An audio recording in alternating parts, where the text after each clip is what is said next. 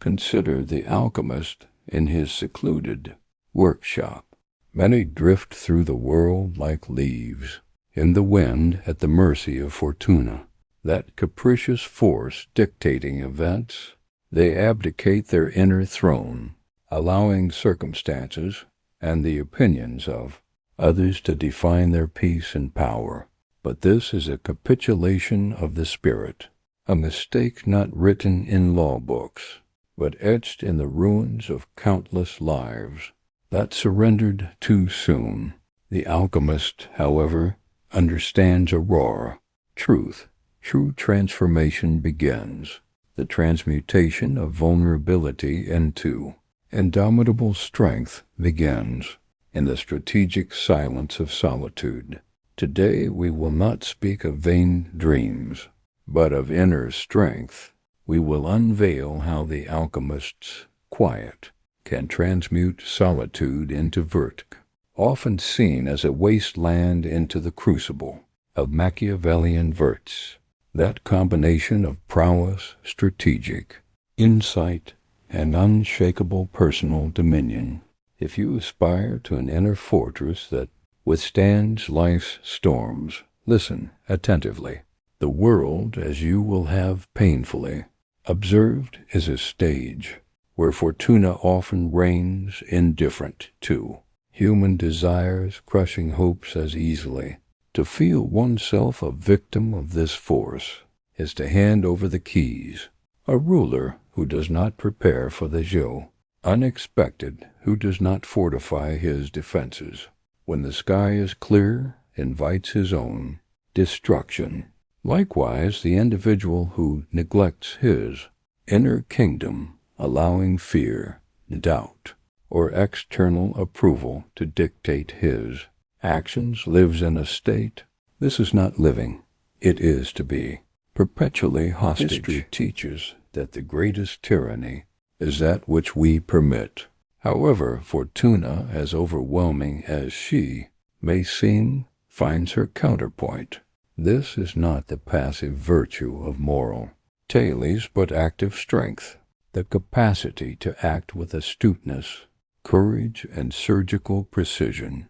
It is the prowess of one who studies the terrain, anticipates the adversary's move, and acts with a resolution that shapes destiny instead of being shaped by it. And where is this essential weapon forged? Genuine vertic is tempered. It is in this strategic retreat, far from the noise that poisons discernment, that the mind is sharpened and the spirit concentrated.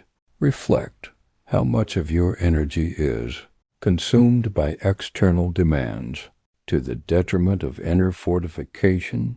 Think of the master blacksmith in the solitude of his forge, surrounded by intense heat and the rhythmic sound of his hammer. He seeks not. His reward lies not in accolades, but in the integrity of the blade. So it is with your inner resolve. True strength is built in stillness, and self-reliance cultivated when no one is watching. Solitude with purpose strips you of the illusions of external validation. It forces you to confront who you are. It is an unforgiving mirror. Only by facing your reflection can you build an unshakable character. If you had to assess your own life as a strategist assesses a battlefield, what internal weaknesses, born from dependence on the approval of others, would you identify as critical? Points to be reinforced in the quiet. The ultimate aim of this alchemical labor is not isolation, but sovereignty. It is to transform yourself from a mere spectator of life's whims into your mind, your emotions, your principles. This is the most precious territory. Its defense and prosperity demand more than mere desire. They demand strategy. Use solitude as your war cabinet. Analyze past battles, not to mourn defeats. Extract lessons etched in iron and fire. Anticipate future challenges. Define the non-negotiable laws of your inner kingdom, the values that will not be compromised regardless of external pressure. For a leader without defined principles is like a city. The path of the inner alchemist, of the strategist of the soul, is not for those who seek easy comfort. It demands the courage of a lion to face inner truths. But this is the only path to a strength that does not crumble. Therefore, carry this fundamental principle with you. Fortuna may be an impetuous river, but vert cultivated and strategic. Silence allows one to build the dams. Intentional silence is not escape. It is the training ground where a will, and so I question you, not as a distant master, but as a guide pointing you.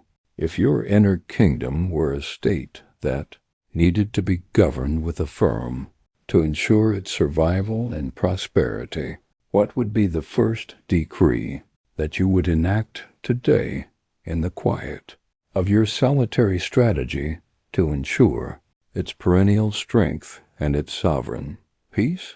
The answer to that question is the beginning of your dominion